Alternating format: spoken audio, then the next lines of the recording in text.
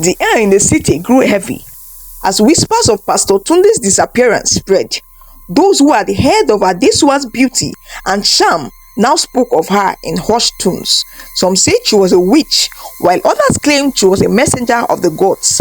Iyabo, now frail and riddled with guilt, watched her daughter from a distance. Adesewa's wealth had brought them a life of luxury, but Iyabo knew the cost. She often prayed in secret, begging the gods to release her daughter from whatever fate they had planned.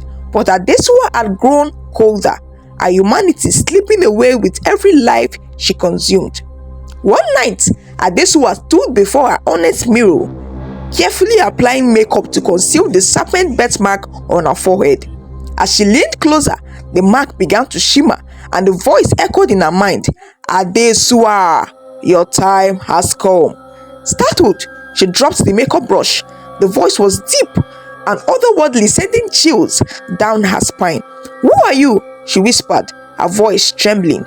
"I am your master," the voice replied. "You were never meant to live among mortals. Return to the waters where you belong." Adesewa clutched her chest, gasping for air as the room seemed to spin. Images of the river from her childhood flashed before her eyes, along with the face of the old woman who had promised her mother a child. The voice continued, "You are destined to be the bride of the great serpent king of Ajakun. You cannot resist your fate." Adesewa tried to ignore the voice, but its call grew stronger each passing day. Her life spiraled into chaos as the men she encountered suffered increasingly tragic fates. One of her most recent victims was Kola, the son of a wealthy businessman. Captivated by her beauty, he lavished her with gifts and even proposed marriage. But on the eve of their engagement party, Kola fell gravely ill. Doctors were baffled as his body wasted away, leaving him a shadow of the vibrant man he was once. Adesewa visited him one last time, her emerald green eyes glowing faintly. Why are you doing this to me?" he crackled, barely able to speak. She leaned in close, her voice cold and detached. "It's not personal, Kola. It's just who I am." When Kola died the next morning, his family was left in ruins, and Adesewa moved on, her wealth growing with each conquest. Meanwhile, Iyabo sought help from the elder in the village. She traveled back in secret, desperate to find a way to save her daughter. The elder, a frail man with milky eyes, listened carefully as Iyabo recounted the events of Adesewa's life. "This is no ordinary court," he said, his voice trembling. "Your daughter belongs to the waters. She was never meant to live among us." Iyabo fell to her knees, sobbing, "Please, Baba, there must be a way to save her." The elder shook his head. "The gods do not make mistakes. If she resists her destiny, the destruction will only grow."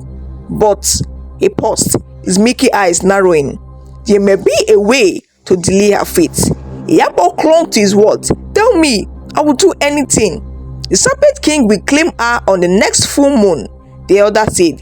"If you can appease the gods before then, they may grant her more time, but you must act quickly." The elder instructed Iyabo to gather specific items for a ritual: a white roaster, a clay pot filled with water, and 7 cowries. With the help of a sympathetic villagers, Iyabo prepared the ritual at the edge of the river where Adesewa was born. As the moon rose, the water began to ripple, and the old woman who had once promised Iyabo a child emerged once more. "Iyabo," she said, her voice cold and commanding, "why have you summoned me?" Iyabo prostrated herself before the woman. "Please, spare my daughter. I will do anything." The old woman sneered. "You made a bargain, Iyabo. Did you think the gods would forget? But she's still my child," Iyabo cried. The woman leaned closer, her eyes glowing faintly. "The only way to save her is to return her to the waters. If she remains among mortals, her power will continue to destroy. Do you wish for her to suffer more?" Back in Lagos, Adesewa could no longer ignore the calls of the waters. On the night of the full moon, she felt an overwhelming urge to return to the river. Her body moved as if possessed. She found herself at the river bank where her mother waited. Iyabo wept as she saw her daughter approach, her eyes glowing with unearthly light. "Adesewa, my child." Adesewa's voice was distant, almost mechanical. "I cannot fight it, Mama, the waters are calling me." As the old woman appeared once more, Adesewa's body began to convulse. A serpent's mark glowed brightly, and she transformed into the massive black snake once again. The old woman raised her arms, chanting in a language Iyabo could not understand. The river roared, and Adesewa disappeared beneath the waves. In the kingdom of Ajakun, Adesewa was crowned as the bride of the Serpent King. Her power grew tenfold, and her influence extended beyond the waters. From that day forward, any man who crossed her path, whether on land or in dreams, was doomed. Iyabo returned to the village, heart heavy with grief. Though she had lost her daughter to the waters, she took solace in the knowledge that Adesewa's suffering had ended. But the villagers whispered of a new legend, a beautiful serpent bride who walked among mortals, bringing both wealth and ruin. I hope you all enjoyed this wonderful story. Do not forget to like, share, and leave a comment. And please, guys, subscribe to this channel. Thank you.